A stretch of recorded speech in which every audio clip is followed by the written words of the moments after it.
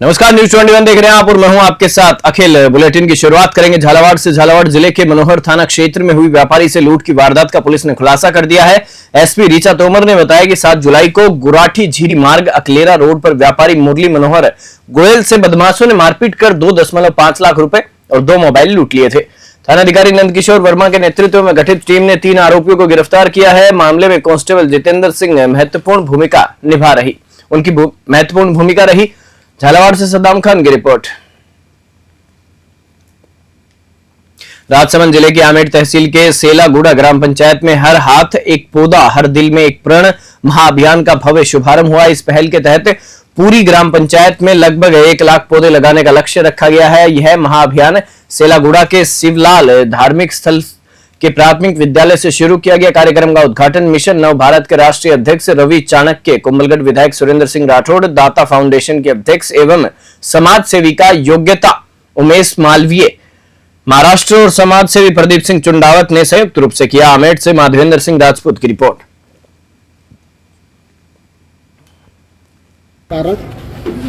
देखिए, जैसा कि मालूम है कि पूरे देश के अंदर में प्रधानमंत्री जी ने एक संकल्प वृक्षारोपण का लिया और प्रधानमंत्री जी के संकल्प को पूरा करने के लिए हमारे इसी गांव की धरती, इसी चित्तौड़ जैसी पवित्र भूमि से हमारे प्रदीप जी ने 1 लाख वृक्ष लगाने का संकल्प लिया।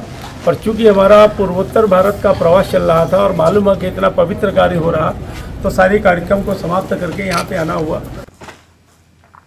राजस्थान क्रिकेट एसोसिएशन एडहोक कमेटी ने नाथद्वारा में स्थित मदन पालीवाल मेराज स्पोर्ट्स स्टेडियम का शनिवार को दौरा किया। कमेटी के कन्वीनर डीडी कुमावत और अन्य सदस्यों ने स्टेडियम और वहां उपलब्ध सुविधाओं का निरीक्षण किया। साथ ही साथ आपको बता दें कि और उन पर प्रसन्नता व्यक्त की। कुमावत ने स्टेडियम का गहनता से निरीक्षण किया और वहां की व्यवस्थाओं की जानकारी ली। कमेटी के सदस्यों मोहित यादव, पिंकेश पोरवाल और मुख्य परिचालन अधिकारी COO अरविंद जैन ने विशेष रूप से खिलाड़ियों के लिए उपलब्ध सुविधाओं और सुरक्षा व्यवस्थाओं का जायजा लिया। मेराज समूह के लक्ष्मण दीवान, मयंक पाठक, सुरेश साहू और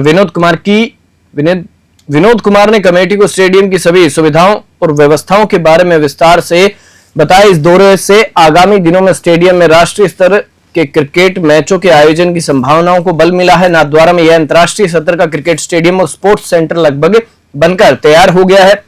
मेराज समूह द्वारा निर्मित इस विश्व स्तरीय क्रिकेट स्टेडियम में सभी सुविधाओं से युक्त एक 5 स्टार होटल भी बनाया गया है। स्टेडियम में मौजूद सुविधाओं को देखते हुए यहां IPL और रणजी ट्रॉफी जैसे बड़े मैचों का आयोजन हो सकता है। इसकी दर्शक क्षमता 34,000 से अधिक है।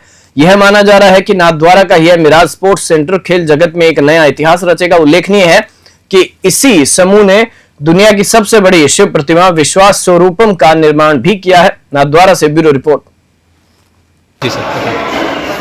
आज श्रीनाथ जी के दर्शन करने का सौभाग्य मिला।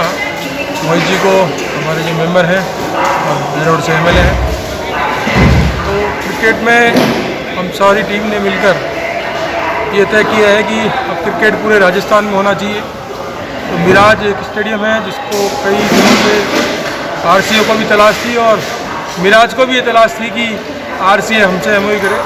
तो आज हमने पूरी विजिट की है।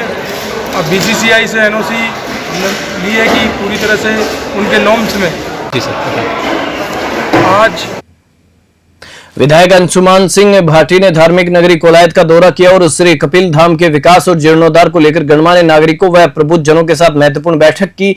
शनिवार को श्री कपिल मुनि परिसर में आयोजित इस बैठक में स्थानीय विधायक अंशुमान सिंह भाटी ने भाग लिया। उनके साथ आर्किटेक्ट M गौरी भी मौजूद थे। विधायक भाटी ने कहा कि कोलायत क्षेत्र के विकास को लेकर आमजन से खुलकर चर्चा की गई है। बीकानेर से लोकेश बोहरा की खास रिपोर्ट। आज कपिल सरोवर के मुख्य घाट पर कोलायत और आसपास के कस्बे के जितने भी ग्रामीण जन थे, हमारे युवा साथी थे, हम सब यहाँ पर एक साथ आए और जन भागीदारी से एक दूसरे से विचार विमर्श करके कैसे एक उन्नत कोलायत हम विकसित करें। जो भी कोलायत का सरोवर है, आसपास के जितने भी घाट हैं और जितना भी क्षेत्र है, यहाँ पर जितने भी तमाम विकास के बिंदु हैं, सब पर चर्चा करी। तो मुख्य तौर पर हमारी ये बात आई, जैसे महिला घाट है, महिला घाट का विकास, एक बीच में तालाब के बीचों बीच एक बढ़िया कपिल मुनि जी की एक 25 से 30 फुट की ऊपर मूर्ति, ड्रेनेज के ऊपर भी चर्चा हुई।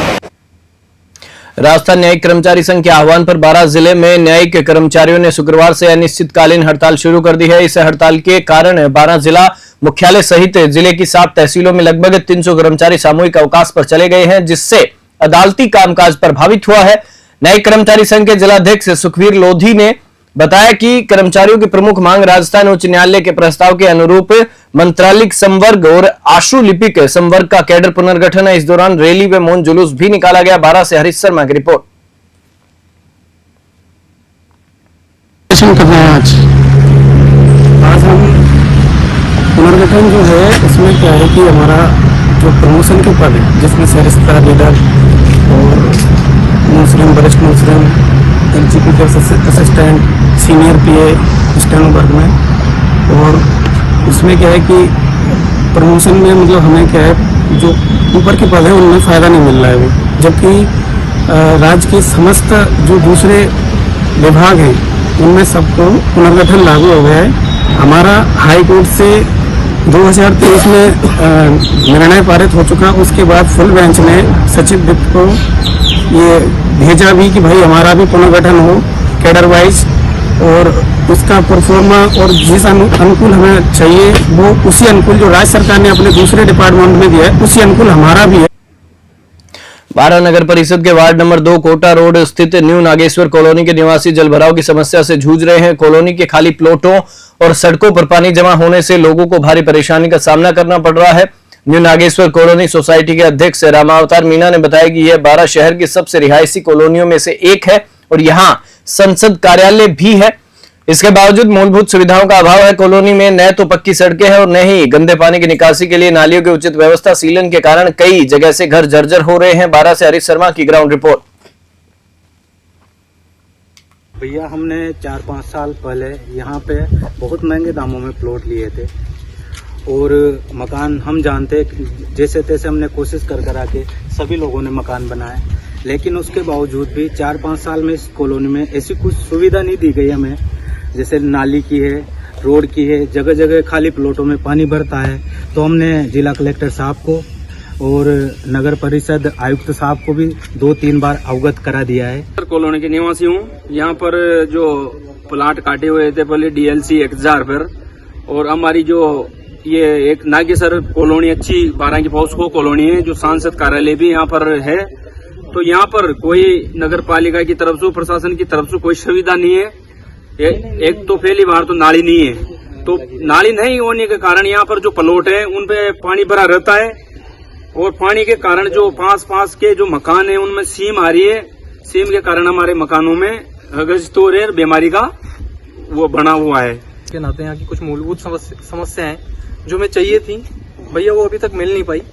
जैसे कि यहाँ पर जो कोटा रोड से जब हम कॉलोनी में एंट्री करते हैं तो जो मुख्य रोड है वो एकदम बढ़िया होना चाहिए, जबकि वहाँ पर गड्ढे भरे हुए हैं पानी से, जिससे कि महिलाओं को और बच्चों को वहाँ पर निकलने में बहुत बड़ी समस्या है और वहाँ चोटिल भी हो चुके हैं कुछ लोग। तो इसके बारे में हमने कलेक्टर साहब को और प्रशासन को अवगत कराया, लेकिन कोई उसका रिजल्ट निकला नहीं। पहली बात तो सड़कों की समस्या है।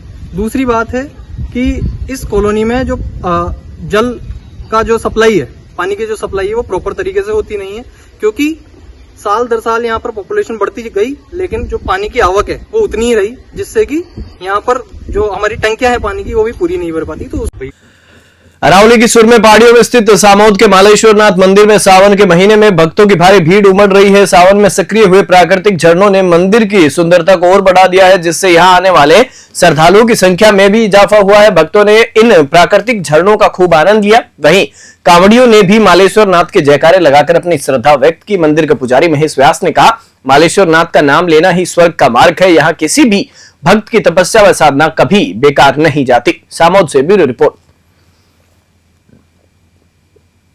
थोड़ी सी बारिश होते ही नागौर शहर का अनुमानित 20 से 30% हिस्सा तालाब में तब्दील हो जाता है, जिससे नागरिकों को भारी परेशानियों का सामना करना पड़ता है और शहर को हजारों लाखों का आर्थिक नुकसान उठाना पड़ता है। बारिश के कारण होने वाले जल भराव से हाईवे और स्थानीय सड़कों पर घंटों जाम लग जाता है। अक्सर स्कूल बसें बच्चों सहित फंस जाती है और कारों में भी पानी भर जाता है, जिससे आम लोगों का समय, ऊर्जा और उत्पादकता बर्बाद होती है। शहरों से जल निकासी का एक ही उपाय है कि ड्रेनेज लाइन से पानी को इकट्ठा कर खेत खलिहानों में छोड़ा जाए। नागौर से मोहित रांकावत की रिपोर्ट। अखिल भारतीय विद्यार्थी परिषद अटरू नगर इकाई ने अपने 77वें स्थापना दिवस के अवसर पर जवाहर नवोदय विद्यालय में वीर बाला कालीबाई प्रतिभा सम्मान समारोह का भव्य आयोजन किया। इस समारोह में नगर के 18 विद्यालयों और 2 महाविद्यालयों के विभिन्न क्षेत्रों में उत्कृष्ट प्रदर्शन करने वाले 178 विद्यार्थियों को सम्मानित किया गया। नगर मंत्री विकास नागर ने बताया कि कार्यक्रम में 10वीं और 12वीं कक्षा में 80% से अधिक अंक प्राप्त करने वाले विद्यार्थी, खेल में राज्य स्तर पर प्रतिनिधित्व करने वाले विद्यार्थी तथा कला, समाज सेवा, पर्यावरण संरक्षण जैसे विभिन्न क्षेत्रों में उत्कृष्ट प्रदर्शन करने वाले छात्रों को सम्मानित किया गया है। अटरू से प्रदीप शर्मा की रिपोर्ट। बोली क्षेत्र के खारीला बांध और नागोलाव बांध दोनों ओवरफ्लो हो गए हैं। इन दोनों बांधों पर वर्तमान में 4 से 5 इंच की चादर चल रही है। यह पिछले वर्ष की तुलना में लगभग 1 महीने पहले हुआ है, क्योंकि गत वर्ष ये बांध 10 अगस्त को ओवरफ्लो हुए थे। नागोलाव बांध से पानी सड़क के ऊपर से बह रहा है, जिससे बोली जस्टाना सड़क मार्ग पर बारिश के कारण कटाव भी शुरू हो गया है। चादर चलने की खबर मिलते ही कस्बे के कई लोग इसे देखने के लिए मौके पर पहुंचे। दोनों बांधों से भूमि में सिंचाई होती है और सिंचाई के लिए नहरें खोली जाती है। बोली से दीपक गिरी की रिपोर्ट। बालोतरा जिले के कल्याणपुर क्षेत्र में जाटी भांडू सीमा पर बना एक बांध टूटने से बलाऊ जाटी के राजस्व गांव कलाबानाड़ा में 25 से 30 फीट तक पानी भर गया है। तालाब की क्षमता अब पूरी हो चुकी है और यदि अगले 1 घंटे भी बारिश होती है तो यह पानी उन घरों में और अधिक नुकसान पहुंचाएगा जिनमें रात भर पानी भरा रहा।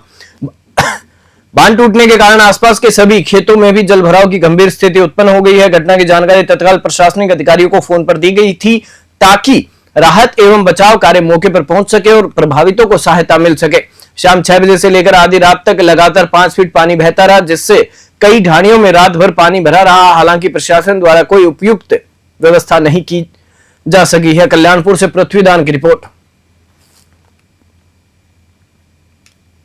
दूनी तहसील के चांदसिंहपुरा में दूनी नगर फोर्ट स्टेट हाईवे पर देर रात एक दुखद घटना में तेज बारिश के कारण एक खाल यानी कि छोटी नहर के तेज बहाव में मोटरसाइकिल सहित 2 युवक बह गए। यह घटना उस वक्त हुई जब दोनों युवक सोनवा गांव से पट्टी बंधवाकर अपने गांव लौट रहे थे। शनिवार सुबह सिविल डिफेंस की टीम मौके पर पहुंची और बचाव कार्य शुरू किया गया। ग्रामीणों ने घटना के 12 घंटे बाद पंचायत प्रशासन के मौके पर पहुंचने पर भारी नाराजगी व्यक्त की। करीब सुबह 11 बजे एसडीआरएफ टीम को बुलाया गया। करीब 1 घंटे तक चले रेस्क्यू कार्य के बाद घाड़ निवासी किशनलाल पुत्र जगदीश जांगीर के शव को करीब आधे किलोमीटर दूर बरामद किया गया। दूनी से ब्यूरो रिपोर्ट। मांगरोल तहसील क्षेत्र के रायथल कस्बे में हरियालो राजस्थान पखवाड़े के तहत एक पेड़ मां के नाम अभियान चलाया गया है। इस पहल के अंतर्गत दशहरा और गौशाला प्रांगण में छायादार और फलदार पौधे लगाए गए। आपको बता दें कि बैंक ऑफ बड़ौदा शाखा प्रबंधक राकेश मीणा ने इस अवसर पर कहा कि प्रत्येक व्यक्ति को अपने जीवन में कम से कम 5 पौधे लगाने चाहिए ताकि प्रकृति का संतुलन बना रहे और वातावरण शुद्ध रहे। मांगरोल से राकेश शर्मा की रिपोर्ट। मैं राकेश मीणा, राजस्थान ग्रामीण बैंक का शाखा प्रबंधक रायथल शाखा रायथल से। हरित राजस्थान के उपलक्ष्य में गौशाला में पौधारोपण किया गया और हर आदमी को अपने माँ के समान एक पौधा जरूर लगाना, जीवन में एक बार जरूर लगाना चाहिए। बुलेटिन में फिलहाल इतना ही। आप देखते रहिए न्यूज़ 21।